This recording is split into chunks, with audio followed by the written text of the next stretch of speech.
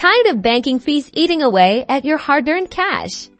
Let's break down how to transfer money from JP Bank, also known as Japan Post Bank, to Mizuho Bank, the fast and easy way. First, for online transfers, log into your JP Bank Direct account using your customer number and password. Make sure you have your security card or token ready, as you'll likely need it for authentication. Next, navigate to the funds transfer section here. You'll need to select Mizuho Bank as the recipient bank. The bank code for Mizuho is 009, which can help speed things up.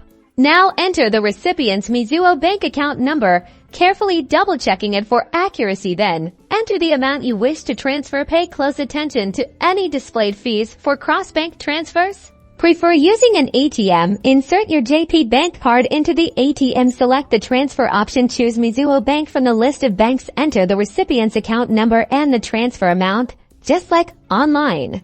Remember, fees may apply for both online and ATM transfers, and they can vary depending on the time of day and the amount. Check JP Bank's official website for the most up-to-date fee schedule. Boom! Money transferred.